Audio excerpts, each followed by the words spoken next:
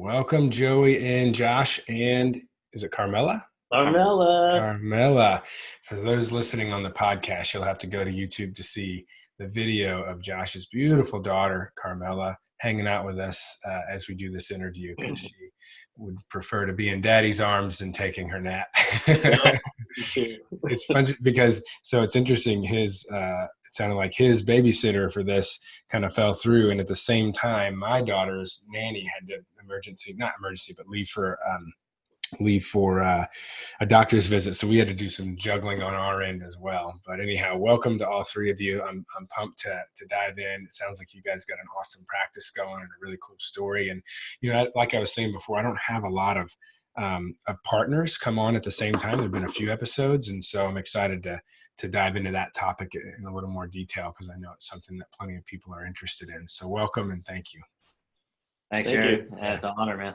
Thank you. So Joey, why don't you start us off and give us just a little bit of a background on you, and then what brought you to the point of deciding on getting into private practice and meeting up with Josh on this? Yeah, so just a kind of a quick background. Josh and I actually went to grad school together at University of Pacific, 2009 to 2011, so an accelerated program. And once we graduated, we went our separate ways in regards to practice. And but the good thing is, I worked in the same city that Josh lived in San Jose, so we kept in pretty close touch with each other. So I ended up working at a couple of different outpatient practices.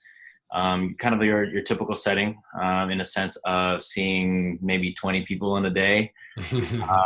And, as a new grad, it was fairly overwhelming to the point where, I was treating 4 to 5 people in 1 hour and evals coming in and asking for me to cover that. And it was just a lot of chaos in the beginning, first year of my career. But then I ended up working out for another outpatient practice where I was the only PT. And to be quite honest, in that particular setting, I don't think I was really well suited to be the only PT running a show. And that, I don't think I need to be naming any names, but it was just a setting where I just feel like I wasn't really growing. And then I ended up going to per diem practice. I was doing home health, just kind of make ends meet. And then it got to the point where the pain was so strong, I started to think about, why did I even go to grad school? Why was I in this profession? Because it left me every single day feeling unfulfilled. And I ran into a Craigslist ad where a lady named Alyssa Herrera, who owns a practice in Belmont on the move, she was looking for a PT to interview, which I thought at the time was a job interview, but it just happened to be she was looking for someone to rent space. And 2014 was when I kind of decided to try this on my own, and that's when I was listening to your podcast, which gave me the initial belief. So, immense gratitude for the work that you're doing, man, because your handbook's the Bible. Yeah, man. So, at the end of the day, it was just catching me at the right time in my life where I ended up choosing to give up fear for Lent, and kind of went from there, man. And that's exciting. That's cool. Cool. So it's kind of got things going in 2014. Man, I like the idea of just being able to give up fear. We'll have to talk more about that. Active pursuit, right? Yeah. It's not going to be there. It's just ongoing, right? Ongoing pursuit. That's fantastic. All right. So then, Josh, give us your background, and we'll. Okay, so my story is kind of similar. My last internship was at an outpatient clinic that was well ran, but it was still kind of a mill style. I was treating the same about 16 to 20 patients a day in addition to my PTAs that I would manage. I was actually in line to take over that clinic, so I was actually in the owner's will. So that's how close I ended up getting with this owner.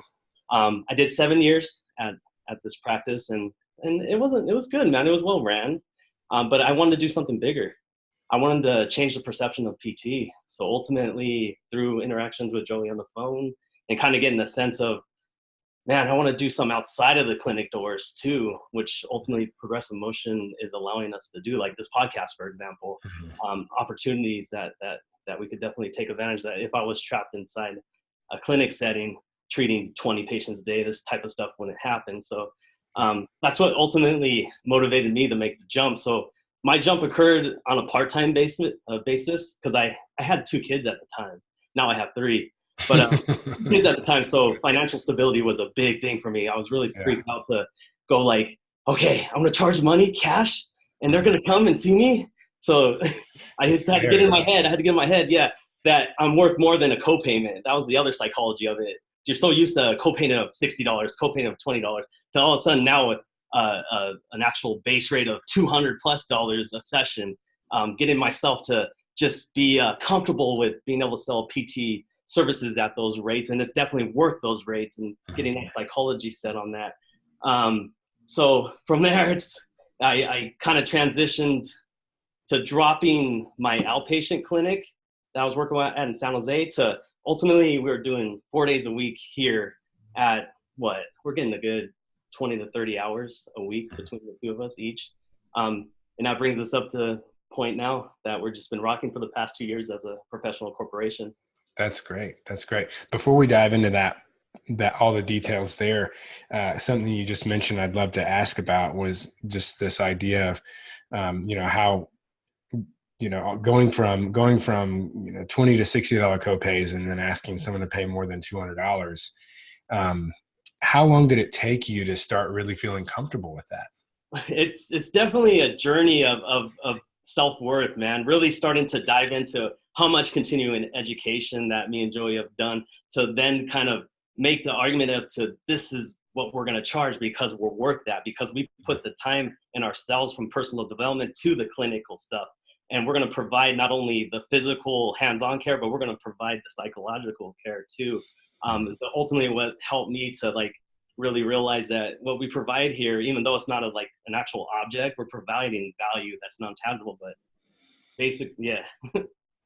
So, would you guys, either of you, have, because this is obviously a big sticking point for a lot of people that have spent their entire careers in the realm of insurance-based, payments. And now it's changed to some degree as people are having these higher and higher deductibles and having to spend more and more of each year as truly as a cash pay patient. Even if they're not paying up front, they're getting the bill on the back end. So it's changing a little bit, but most, people who are in those kinds of clinics, it's such a big mental jump. So do y'all have any advice or things that maybe helped you, aside from what you just listed, of just thinking about, how much time and effort you put into your continuing education, but any other advice or tips for those who struggle with that, and getting to that point where you can very comfortably and with full confidence say, yes, what I'm providing is $200 an hour, and you know what, it's worth $300. Just really believing it. Yeah, I don't know if there is one thing, right? Because if I kind of reflect on when PM started in 2014, I was charging $100 a session. In San Jose, California. Hey, right? I bet most massage therapists charge a lot more than that. Oh yeah. And trainers, right? And personal trainers, yeah. And then it crawled to 105, and then it crawled to 110, and then it crawled to 130.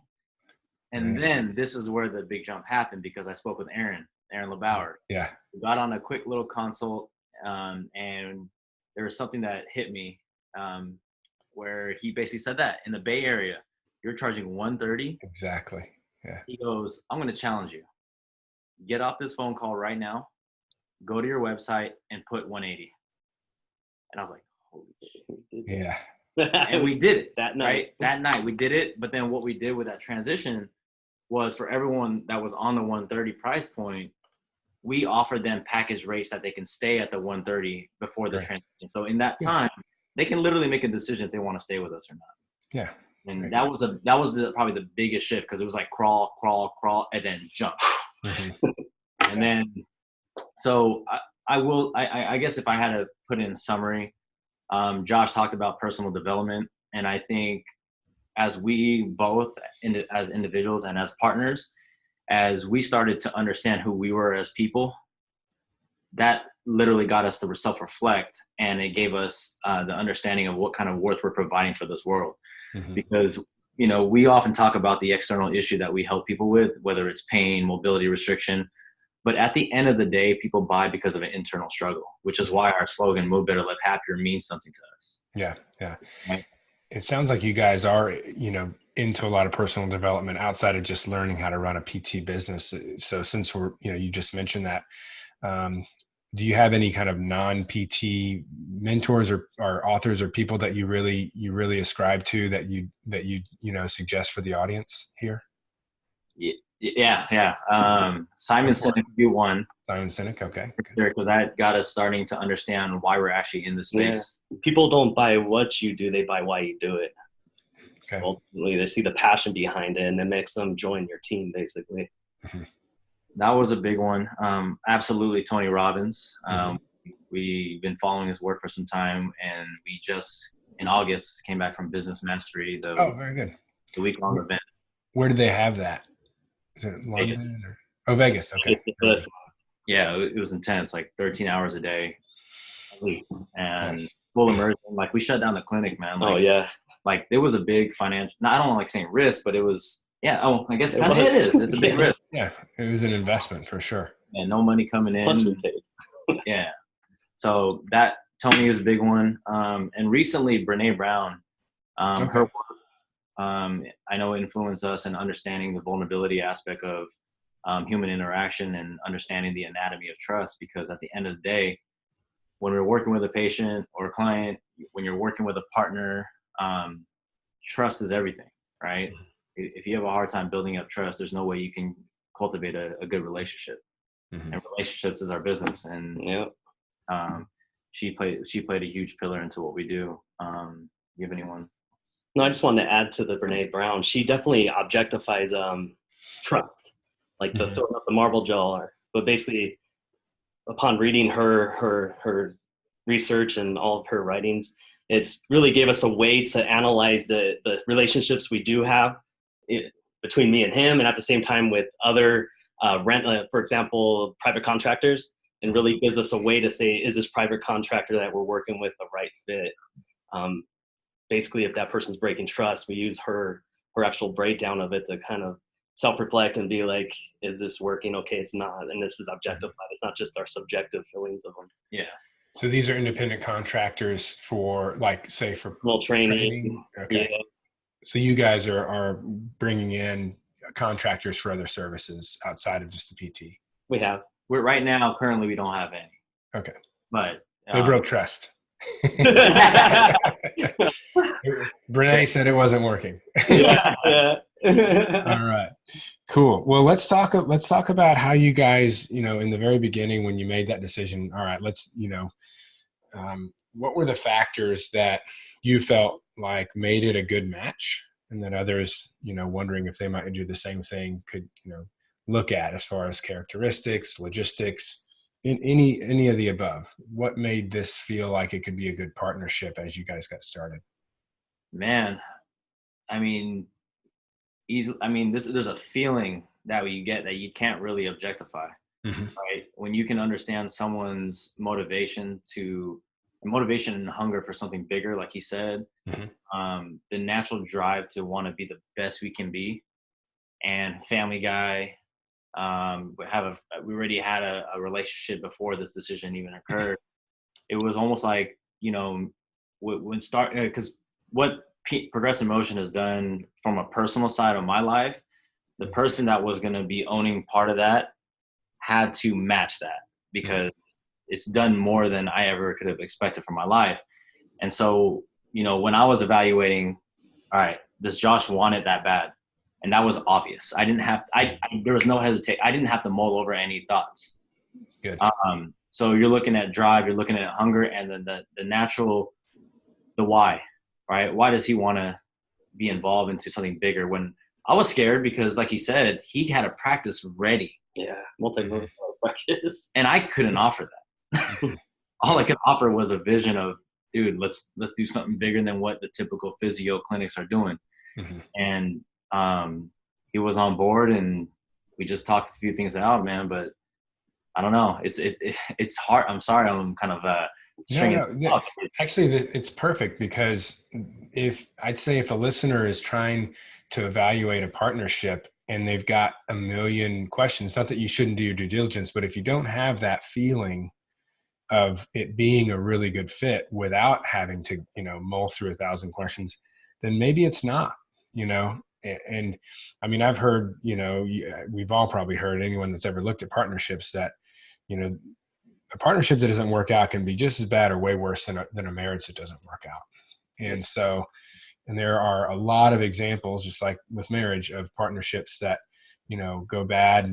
And one of the things that, because I've had a lot of patients in partnerships and I've asked them all these questions, and, one of the really common things that they brought up was that with partnerships, you have to, in the very beginning, know that things will change for your partner in their lives, whether, maybe for the better, maybe for the worse, but things will change such that, their drive, their priorities, etc., might change as well, or probably will change. And there has to be, in the contractual agreements early on, an accounting for that to happen.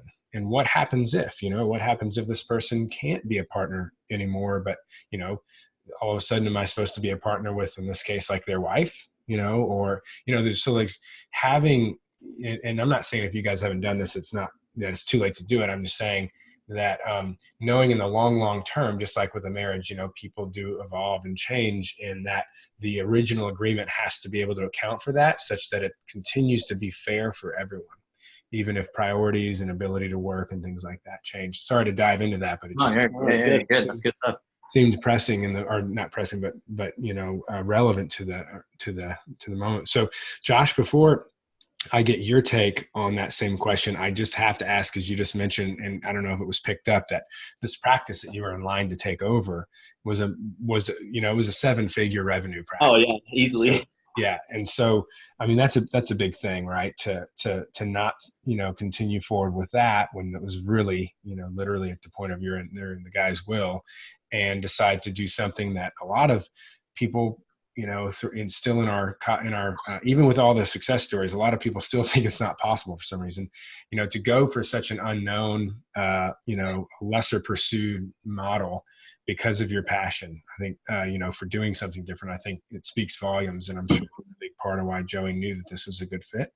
But I'd love to hear from you. What was your thought process in deciding between those two things? It's kind of funny, man. It took me a long time. It was a good 6 months of going on hikes by myself and asking myself, what do I love? What am I passionate about? And what I found was, when I was in that setting, even though it was going to be big money, it wasn't allowing me to practice with my true personality of how I treat patients, that kind of like tensegrity model of working the whole body versus just the body part that sometimes the insurances kind of drive us towards. The other thing that was a big driver for me was I was comfortable. And I was like, I don't know, it's funny, but I was so comfortable, and I wanted to be uncomfortable to grow. So ultimately, it's like everything that you want's on the other side of fear is one of my quotes that I kind of live by now.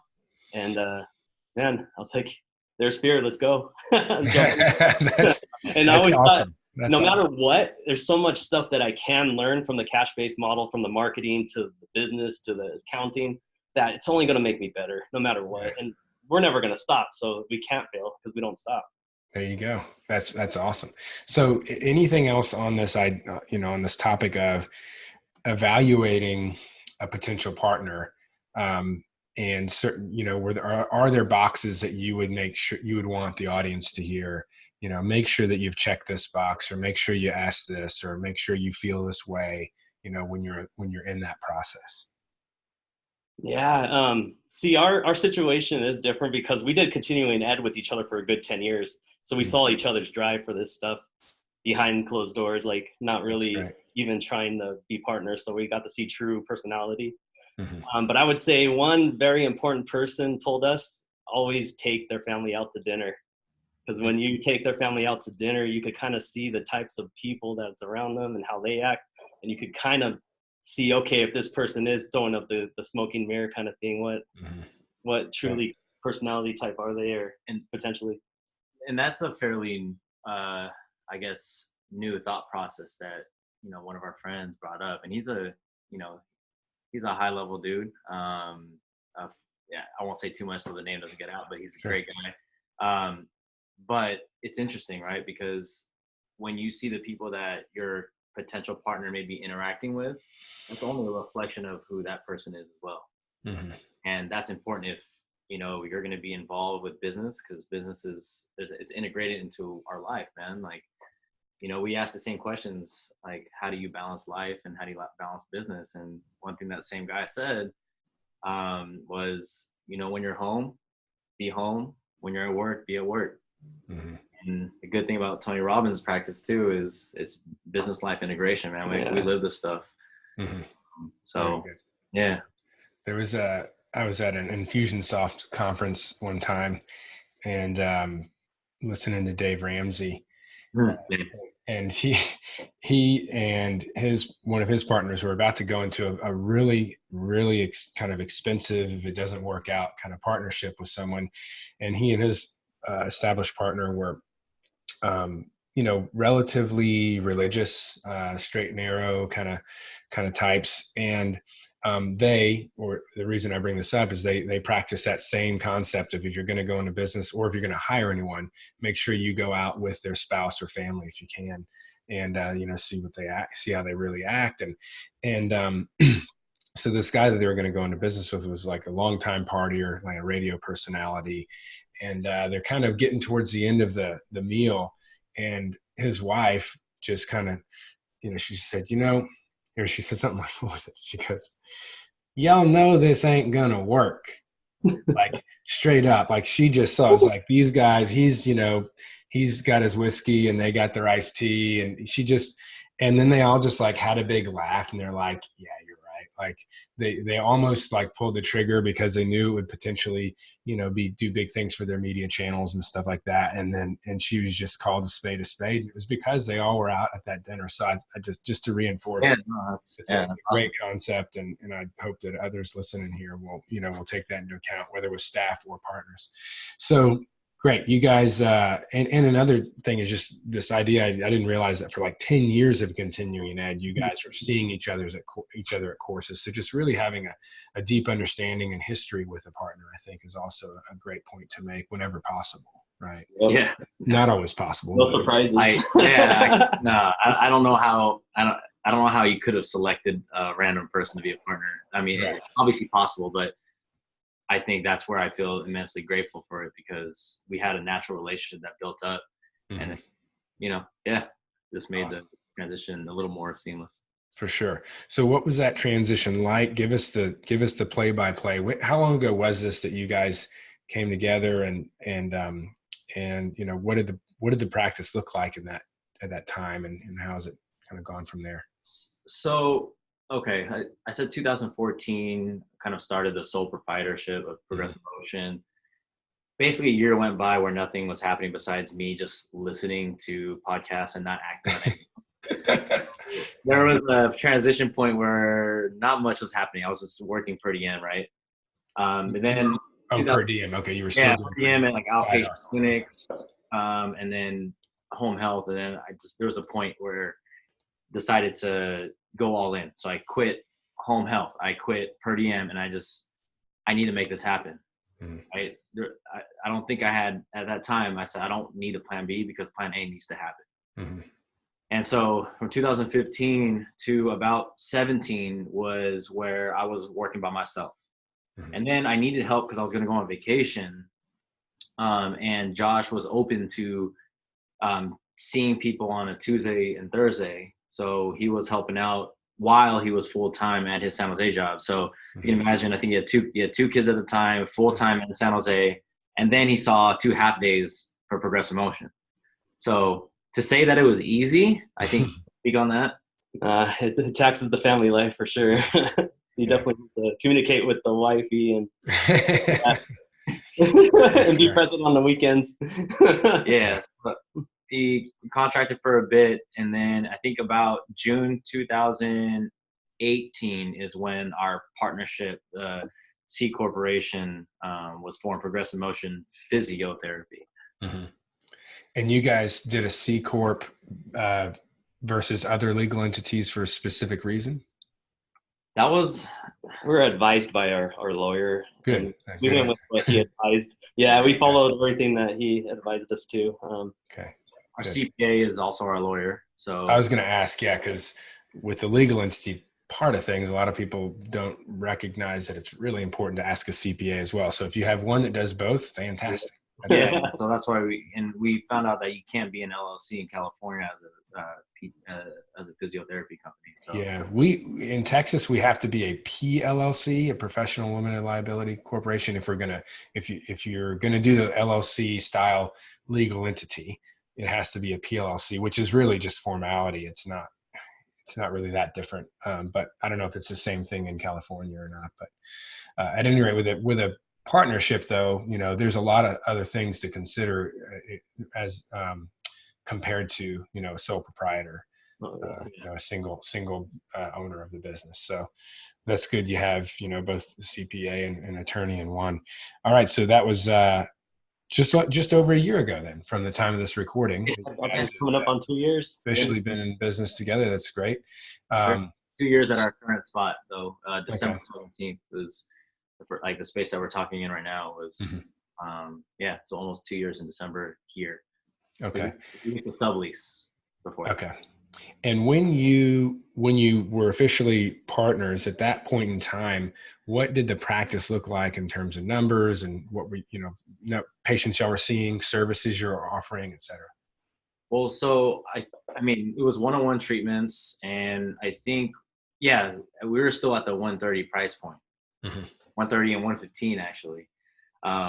And I think at the time I was basically at capacity 28 to 30 plus, maybe even more patients a week. And then he had 2 half days. So that was 4 and 4, so 8.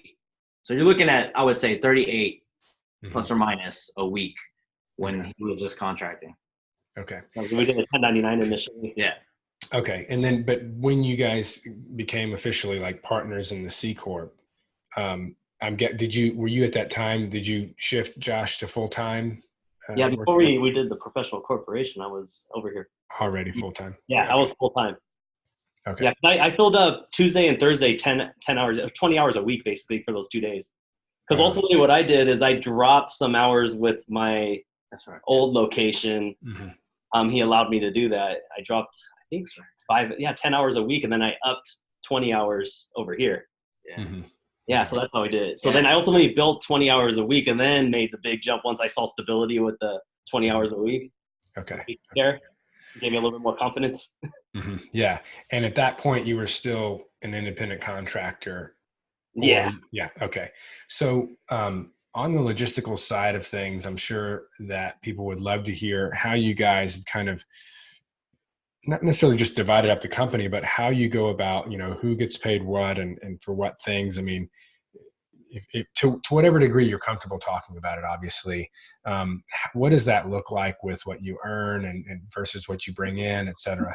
Yeah, I don't mind. It's an easy answer. Yeah. It's the same for both of us. We're both take a salary. We're both W-2 employees of the professional corporation. Okay.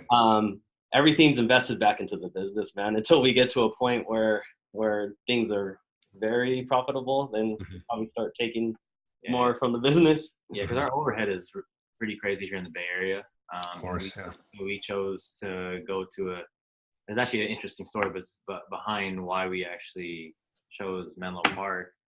But we're basically in the hub of Silicon Valley, and that allows us to also charge what we charge, but also off of the value that we think we provide. Add layers to that. So yeah, we, to answer that question, we take the same salary, and everything else is just feeding the corporation because we have plans to make big impact in this field and hopefully change more lives. And we'd like to hopefully have another location at some point, and got some other stuff brewing in the background. Good. I'd love to talk more about that here in a little bit, but remember before we switched into this smaller room, it looked like you guys had kind of an open space. So give us a rundown of your space and what kind of services you do. So we have a 2-floor clinic, or we call it the spot. It's not called the clinic, the spot, or the lab. The bottom part is a little bit more narrow, which we have our 2 treatment rooms down here. They're about, 12 by 12? Yeah, 10 by 10. 10 by 10. And then it's a mezzanine. The upstairs is AstroTurf, and our total square footage is 2,020 square feet. Okay. So we have kettlebells, we have Bulgarian bags, we have squat racks. So we tried to bring a little bit more of the things that you would see in a normal performance gym, so that a person, when they come in here, they don't feel broken. They feel like, hey, this is like my gym where I came from. Yeah. We're trying to create that vibe. Yeah. When we decided to do the build out, that was a huge priority for us, to make sure that we cultivated a culture here where, like you said, when people walk in, they don't feel the medical side of it. We want them to feel like they're coming here for performance, whether they're just a fitness enthusiast that works out on the weekend or a true athlete that is in the professional realm. Because the psychology of coming to physio, I mean, let's be honest, right? When people talk about physio, they don't want to be labeled as broken. And that's what we're changing the perception on. From the, obviously from the getup that we wear, from the athletic side, because, I worked in the clinic where I was, not that it's bad, but I was wearing a tie, dress shirt, dress pants, dress shoes, showing people active movements. I've ripped pants before. Big thighs. I got big quads. But yeah. So really changing that perception of physio. It's a huge Those thing. kettlebell swings and khakis don't always work. A little different. Right? That's awesome. So you'd mentioned doing a build out, and so was that something that you guys had to? Was there a lot of tenant improvement that the landlord paid for, or did you guys have to pay for all of it, or how did that work out, and did you have to take any debt to do it? Oh yeah, we took some debt for sure. The landlord was fortunate. I mean, he built out, you guys didn't get to see it, but we're in glass treatment windows here in our rooms. He agreed to build those out for us. Like, it was literally an office space that had cubicles and just one big room that's now divided into waiting room, Josh's treatment room, and my treatment room. Okay, nice. Yeah, so you put in the walls and like there's accent walls, there's mirrors everywhere, there's gym flooring, and so there was debt that came out of this, but I would say fortunately at the time of this build out, I just recently got married about 7-8 months ago, and my wife's folks, my folks were helping with the wedding, and I had to be the visionary in painting them what PMPT was going to look like, and they were open to allowing us to use these wedding funds towards the business. Wow, that's a big risk, right? Wow. But, what'd your wife think of that? She knew she was good with it, man. That's another. I'm very grateful for her because she allowed Josh and I to really paint this out, man. And Jarod, honestly, if you look at like the reality of the decision making in the beginning, financially, it probably shouldn't have happened. Why is that?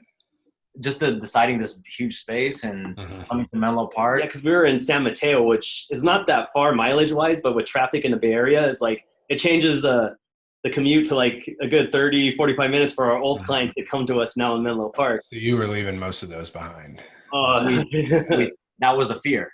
Yeah. Do many still make the trip? Yep.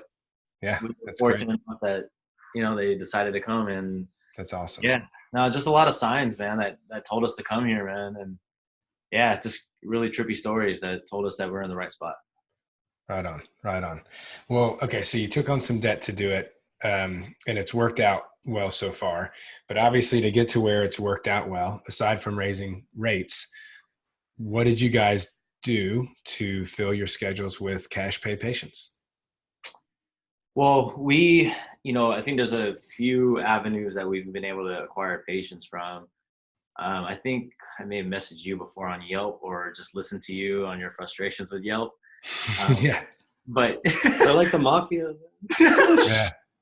But Yelp was a big driver for us bringing clients in. We both belong to a business group, BNI, which I belong to about 4 years now going. Right. and they've been a big part of this team. They're an extension of the PNPT family. That's great. So it's our CPA, lawyer, our bookkeeper, electrician, our farmer's insurance for liability covers us, the cleaning lady. That's awesome. No, it's our whole team. Yeah, outside the of real estate agent that found this spot was referred by someone in the group. Cool. I can go on. That's fantastic. And the big reason for that was coming into an environment that we didn't know that many people. What's a way that you can accelerate meeting new people? Yeah. Your worst case scenario, you can always leave the business group if you don't want. So yeah. So you weren't part of that in the practice before the move. This was kind of you. Joined right as you moved. Okay. Yeah. And have they also referred a decent amount of actual clients? Yeah, because we're in the business group, you're forced to track all the referrals that go in and out. Wow. Okay. Yeah, it's really formal. It's called BNI. Business Network International. Exactly. Yeah. When I looked at the numbers, because there was a point where I was almost going to leave the group here in Menlo, but then I looked at the numbers and I was like, can't leave it. And the culture was starting to shift in a very positive direction. And so, a lot of self-referrals, but then I would say most importantly, the network of people that these people know is another extension. Yeah, because we don't live in this part of the Bay Area. We live across the bridge, and then I live down the way. So it's definitely these people live here, so they're in the community. So we really reach their network and their people's network and get exponential expansion that way. For sure. That's probably, it's one of the better kind of stories and uses of BNI and those types of networking business groups that I've heard. So that's great. Well done. Yeah. How you've kind of leveraged that. And it sounds like, you pay it back, right? You're using their services yourself, and it's a really good back and forth relationship. So that's fantastic. So what other, so we got, business networking. You've got people that followed you from previous location. You've got, so what else? What are the other kind of top, say, 2 or 3 things that Instagram. All right. I've gotten a few off of Instagram for sure. It's not our primary. I'd say Yelp's a big one, but Instagram, they see what we're doing. They like what we're doing, and they reach out, they DM, and gotten people in the doors that way. So a patient, someone who's not ever been a patient, do you guys know the ways in which that you are actually getting in front of as someone who's not necessarily following you already? Like, how are you getting in front? What are the methods you use with your posts? What types of posts, et cetera, to get in front of people in your area that could become patients? I think we're currently on that journey, Jarod, of figuring out how to maximize our activity on social. We're working with our business coach to help us figure out how to get in front of more eyeballs. Because as much of the content as we've been producing, I think the return could be so much better. But what I will say, I've seen a transition into more engagement is the videos that we've done where we're actually working with a patient. Like actually, instead of Josh and I standing in front of you doing a drill, I think people just enjoy the real life scenarios that we're actually doing day to day. So that seems to be getting more engagement. Hashtag choice. Oh, yeah. Hashtags are a big one. So we kind of look at who the heavy hitters are that have the big following and kind of looking at their hashtags and how they're using it. And then we kind of test it out and see what it does for our views. You said hashtag choice? Or the hashtag. Oh, what you're choosing as a hashtag. Yeah, what the influencers are using so that we can maybe leverage their algorithm or. Okay, seeing what and when you say influencers, you're just saying like PT practices or personalities that have big followings. Yeah, exactly. Okay. Yeah, that's a big one. And I think just learning how to change your language, man, are a big influence on our recent transition. And we're still currently in that journey, but Donald Miller's work with StoryBrand. Donald Miller. I know the name. Oh, StoryBrand. That's right. Okay. Yeah. That book really put things in perspective, because I know Josh and I have been guilty of this where, when we're talking about our message to either in public, social media, we get caught up in we're at DNS, FRC, movement links. We rattle all these different certifications. But at the end of the day, when we started to look back at it, it's like, were we just trying to get approval from our fellow clinicians, or are we really trying to reach out and speak to the people that want and need our help? Because if that's the case, then we need to dumb down the language to the point where we can reduce the mental calories that they need to spend to understand our message. Yeah. Yeah. So let's for those listening, break that down into some examples. So before you were throwing out all the credentials and we do this and we took this class and blah, blah, what is that? What do those messages look like now? How did you change them? Yeah, well, I think so. What Donald Miller did was he basically talked about in regards to marketing. He talked about how every story follows the same plot, right? There's always a character, and there's a character that suffers from a problem, and then that character seeks out a guide, right? And the guide then guides that character to either success or a failure, right? And so if we put it in the context of what we do, the character is our potential client or patient, right? And they always suffer from a problem. So there's an external problem, which is probably pain or mobility restriction.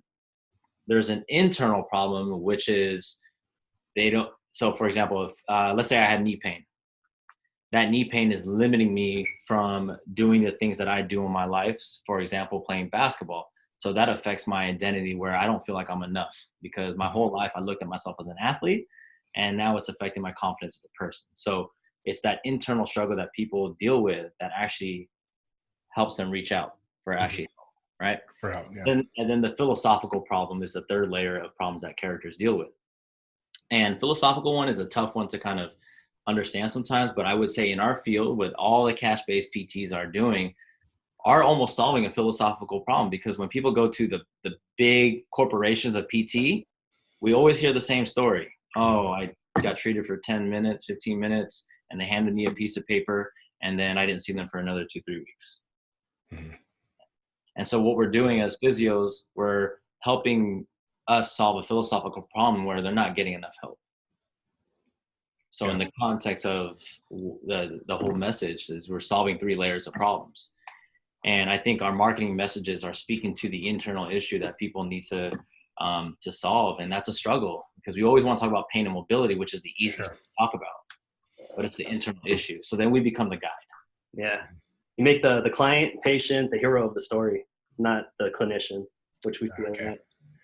So what does that look like? I mean, literally on a copywriting basis, let's say we're writing a blog post or whatever, something written, an email, etc. You know me, I like to extract those actionable details. So what would be an example of speaking to someone's internal desire? And I talk about this a lot, but I'd love for the listener to hear, examples from you guys about that. And then number 2 follow-up would be, in what ways can you make the patient rather than the clinician the hero of the story? So we've written out a few examples, because we learned a new term, segmentation, where you market to specific types of people. Yep. So this is for the CrossFitter. We say basically, are you a CrossFitter dealing with shoulder pain with your overhead press and snatches? In anticipation of the open next week, you can almost bet there's going to be something in an overhead position. If you want to perform at the highest level, we have the answer for you. Our hands-on techniques and mobility drills are like WD-40 on a rusty door hinge. We loosen you up. If you have any questions, please direct message us. We are looking forward to hearing from you. So basically, we laid out the problem, so the extrinsic, and we tied it to the intrinsic, which is they're not going to be able to position themselves in the top 10 maybe for the CrossFit Open, which is actually this month. And then we kept it patient language. So WD-40, people know what that's for. You spray the oil on rusty door hinge, makes it nice and loosened up. And then so we got rid of the medical lingo. And then ultimately we did a soft call to action. We said, please direct message us, instead of like clicking on this link below, which would be like a hard kind of call to action. And was this a social post that you were just reading to us, or what did that, I'm guessing because of direct message, or? Yeah, so this was an Instagram video that we read, much better than when I read it right now. we haven't actually released this one yet, but that's the Okay. one we're going to be letting go. I think this week, because I think the opens on Thursday or Friday. The exercises are released on Thursday. So in the anticipation of this event, we want to release this video and be able to target on a Facebook ad to see if this stuff, I think the Facebook ads that we're just learning now, like we haven't done it, but our coach is helping us through it, and hopefully, with being more direct with our messaging, it takes away the guessing of the consumer. Are they talking to me? Oh yeah, we are. We're talking to the CrossFitter. Mm-hmm. So, can I make just a couple suggestions on that? One, I'm trying to remember the exact wording, but when you say that, you know, our techniques are like WD-40 for a rusty door hinge, maybe adding in something like, and we'll make your shoulder, or we'll make a snatch or some kind of overhead lift feel as easy as something that's like, you know, just like, I'm screwing up all names. No, but like tying it back into what they need to do. Exactly. Tying it back into that act, like an overhead lift, making that as easy or feel as pain-free as your XYZ lift, which is something that's like, it's a lift, but it's not pushing overhead that's going to hurt the shoulder. Got it. Yeah. And then if you're going to release that, like once the workouts are announced, I would say actually to precede that by building, if you can do this, I don't know if you're working with a firm or someone that can help you to build up, to be able to retarget with that specific ad, people who have already watched some of your stuff related to CrossFit. So you could maybe do like a series of 3 videos that you just release organically and boost. And then you'll get the data on, you know, how long anyone has watched any of those videos. And then you can show that video you just described, once the you know, the workouts have been announced. Hey, you know, I'm going to show this. Basically, you're going to get more bang for your buck, because if you want to show it to people who've watched at least 25% of your other videos, as opposed to just people who have like shown an interest or a behavior of CrossFit, you're going to have a lot higher chance of converting people watching that video when they are clearly already have shown interest in your other related videos.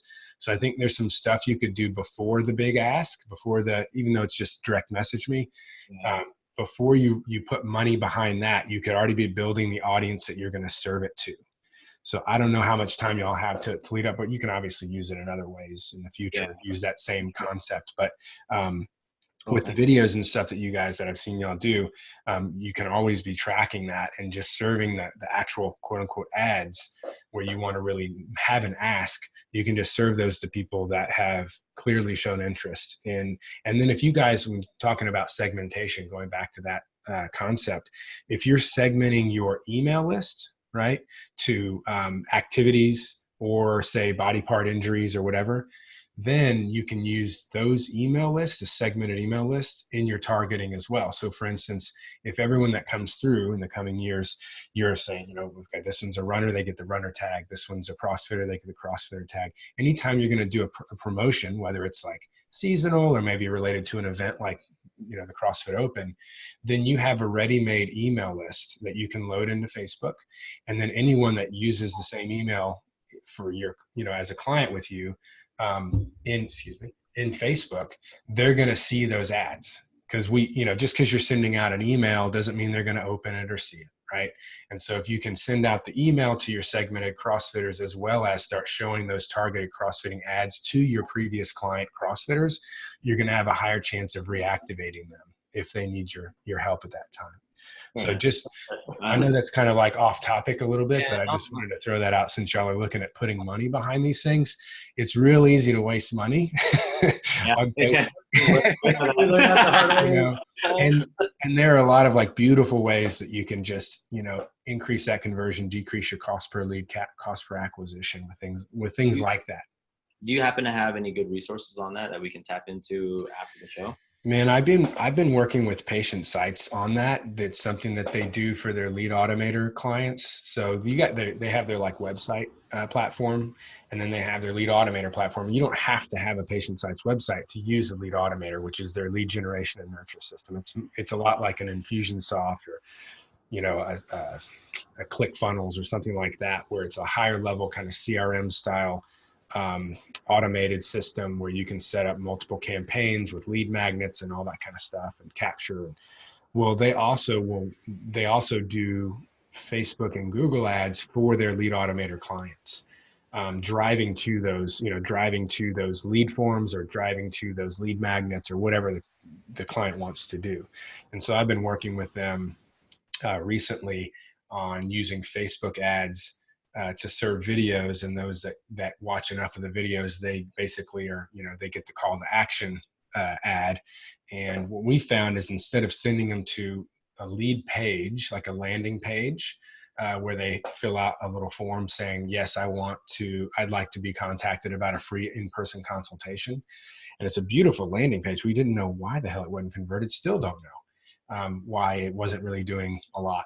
But when we started using something called Facebook lead ads, which is, they never lead Facebook, right? You're shaking your head. You're familiar with this. And that's the whole thing. It's like, in this world of easy access and I want it now, and the more you can remove friction and steps, the more likely you're going to gather more and more leads. So when they don't have to leave Facebook, and when Facebook auto fills their information like they do in those lead ads, you're getting a ton more leads. Now, it's real early in our process, so I can't say how well those leads are converting in the long term. And these are people that have said, yes, I'd like a discovery session. I'd like to come in for a free consult. They so far have not been as reachable and as kind of bookable in the actual consult nearly as much as those who fill out the form on my website. So we've got those forms. We have like a 3-step form on the website, and they actually put in a lot of information about, what they're dealing with, how it's limiting them, all that kind of stuff, getting them thinking about their internal, the internal problems, philosophical problems.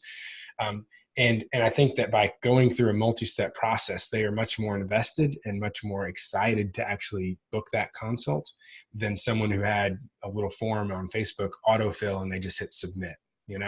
And so we'll see what the true long-term ROI is. But just as a long answer to your question, you might reach out to the guys at Patient Sites. They're not doing it as like a firm, like a Facebook ads, Google ads firm, at least not at the time of this recording, but they are working with their lead automator clients. So that might be something to look into. Just get details from them. I really don't even have enough details to say like how they exactly break it down for those clients and what they charge or any of that kind of stuff at this point. So, but they're doing some really cool stuff. And I've been impressed. We were getting last week Facebook leads for less than $25. And these are, again, saying, I want to come in for a free consult. So if we can literally convert just one out of 40 of those, we're at break even. No, I think we'll do a lot better than 1 out of 40. I think it's going to end up being a really nice ROI. So anyhow, sorry to take the mic completely and just. That was good stuff, man. I have to also just remind those listening, not watching on video, that Carmela here, that this whole time Josh has been holding his beautiful daughter. How old is Carmela? She is 7 months out. And I mean, not a peep. I need to knock on wood here, but she's so sweet and just hanging out, fell asleep for a while. Now she's up for more. Not a peep, man. It's awesome. I was impressed also how long you went before you changed arms with her, Josh. You must be taking some advice, getting those reps in after you see. Cool. So you've been working on social media, and it looks like you're going to be doing some ad spin there, which I think is a great idea. I'm excited to hear how that goes. Any other components of your marketing or business generation that we haven't covered that you'd love to share? So we've been trying to diversify our menu. So we have the one-on-one PT services. We've been also opening up a group class, which we're Kinstretch certified, or we're allowed to teach Kinstretch classes. So we've been doing that on the weekends. We're also trying to get into the realm of the trainer's trainer, like teaching trainers some evaluation techniques and to better prescribe exercise to their clients. So we've been working with Equinox, 24-Hour Fitness, a couple of private gyms. So we've been, basically trying to diversify a little bit more. It's a little bit funner too, because me and him can actually kind of, actually see each other. Because when we're grinding, it's like he's in his treatment room, I'm here, and then we'll be out here, but we're so involved with our patients that we're like, oh man, it's kind of cool. We actually get a chance to literally put our energies together for a product together, and it's fun. That's great. That's great. And are you, I think earlier, I can't remember if we were already rolling or not. You said that, or maybe, I guess we were, you had some contractors doing some of your fitness stuff, but currently you don't. Well, we just had a contractor renting space. There was okay, just using the gym basically. Yeah, just using the gym. But now, we're really looking into, like you said, the trainer's trainer. And the idea behind the workshops was, in reality, a lot of times people don't know what physio is for, right? Mm-hmm. Yeah. Your back hurts, you go to chiro. When you're tight, you go to massage. When you need to get stronger, you go to a trainer. Mm-hmm. The only time I've heard, at least through speaking with people, that they need physios after an injury or accident, or surgery. Yeah, post-surgical. Yeah. So what we realize is, what other way can we kind of help empower more people and also show the collaborative aspect of what true movement health is? Well, let's help share what we've learned and the accumulation of all this knowledge that we've been diving into for the last however many years by doing workshops to help enhance a trainer's game, so then they can enhance the lives of the people that they're helping, right? So we've been able to kind of put together a few workshops now where we're helping almost train a thought process for the trainer to look at a human differently. Mm-hmm. And that's what excites us, because then when you see those light bulb moments, man, it's just amazing to see, because then we kind of looked at each other after our first one. We're like, man, this is what it's about. This is what we've been doing underground for so long, and now we get to share. Mm-hmm. And so it's been really neat doing that. And actually, the couple of the Equinox ones aren't paid yet, which we hope to eventually find a way to get that going. The other ones are paid, so it's pretty neat. Okay, cool. So you're already getting paid for those, and so you can build that up, and that can be online training as well, and make money in your sleep, which is becoming more and more common as a way of diversifying income. There's so many opportunities there for taking our knowledge and selling it online, whether to patients or trainers or other therapists or whatever the case may be. So I'm excited to hear y'all are already working and thinking in that direction for sure. Yeah. Cool. Right on. Well, I feel like we could do this for another hour or two. For sure. And Josh could probably hold Carmela for that. Yeah, we're right on another hour. So good, man. Yeah. I would love to kind of circle back to the partnership topic again, and just, to whatever degree y'all are open to discussing, maybe, any advice that you would give to others looking at doing partnerships now that you've been doing it a while. Not just like we talked about in the beginning, or, as far as like the beginning and choosing a partner, but like, if we had known this ahead of time, maybe this would have been different, or, any other components of the partnership model that you'd like to pass on. I'd say communication's key. Be an open book. It's only going to show its head later if somebody's hiding something. Mm-hmm. They're afraid to say. Just come out in the beginning and say what you want. They say what they want and need, and you guys negotiate. But communication's a big one. Ongoing communication. Yeah. Yeah, I think the back end growth of the individual person and tapping in, making sure that you're okay. How's the family? Mm-hmm. Like, these are real conversations that I think need to happen, right? Because it's so easy to go, weeks on weeks and just grind.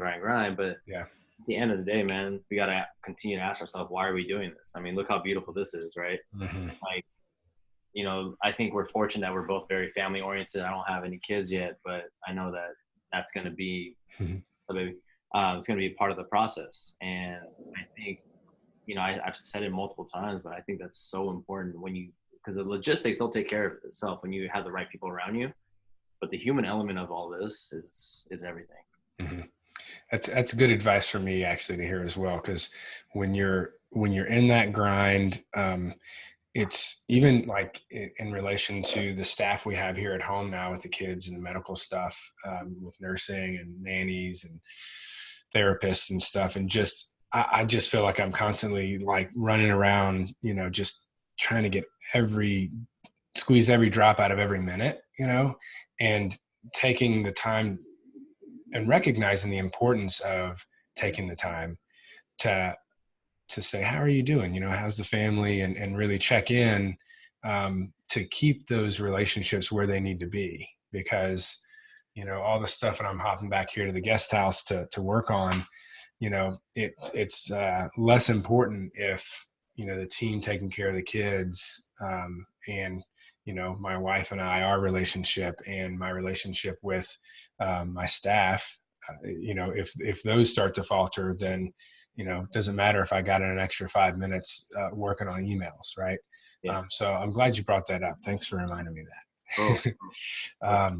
All right, guys. Well, before we go, let's just open it up to any final bits of advice. Doesn't have to be short, but you guys obviously you work hard, not just on the business, but on personal development. So just opening up as broad as you'd like it to be, whether it's business advice or wish I would have known, or any other resources that you'd suggest that have helped you guys to do what you've done. Man, a big learning for me, and kind of push yourself outside your comfort zone. You really learn who you are when you're uncomfortable, big time. Yeah, you get to see what you're made of, and when you get to the other side, it's that much more I guess gratifying. So that's just like my quote I said at the beginning. Yeah, everything you want's on the other side of fear, as long as it's not safety related risk stuff. If it's safe, go for it. Yeah, for sure. I ran into something with my brother on that. We were surfing. It was in PT school, about to graduate, and the waves were really big. It was a hurricane swell. He hadn't surfed in a while, and he kept missing these waves. I was like, "You've got to get closer to you've got to and I use exactly. I was like, "You will not catch these if you're in your comfort zone. You have to literally let this thing almost break over your shoulder." And when I finally convinced him to, he like totally wiped out really hardcore. So I was like, oh. So if it's a safety issue, safety first, man. Safety think first. Twice, right? Yeah, that's part of growth, though, right? Yeah. You came out all right. Still same. One thing that came to mind, actually, as you're just talking about this story right here, was the book Mindset by Carol Dweck. That was referred by a good friend of ours, Jason Maiden, who former Nike Jordan designer. He gave us that recommendation because I think on so many different layers got us to understand that, life comes at you with ebbs and flows, right? There's always ups and downs. With a very fixed mindset, you can always look at when negative things happen, you can just kind of dwell on the negatives of it. Mm-hmm. But in reality, when negative things happen to us, it's really happening for you for a reason. So cultivating a mindset of, all right, yeah, this isn't fun. Yeah, this sucks. But look at why is it happening for you? And then from there, you can grow from every negative incident that happens to you. Because, this isn't easy, right? Like that's the reality. But at the same time, I think if your why is so damn strong, then the how will figure itself out, as long as you got the right people around you. Yeah, absolutely. Very, very good. Good advice, Andon. What was the name of that book again? Mindset. And who is it? Carol Dweck. Dweck. Okay. Yeah. We will link up, all the books and resources and people mentioned in this at the show notes. And guys, thank you so much. This has been a real pleasure. A lot of fun. Thank you, Carmela, for hanging out with me. She only cried once. She is. That was just that little peep at the very end. I am thoroughly impressed. So I'm thoroughly impressed with what you guys have done. I'm excited to check back in and watch your progress, and we'll update the audience in a year or two on how you're doing with a round 2. Thanks, man. Thanks, man. All right, guys. Absolutely. All right, take care, brother.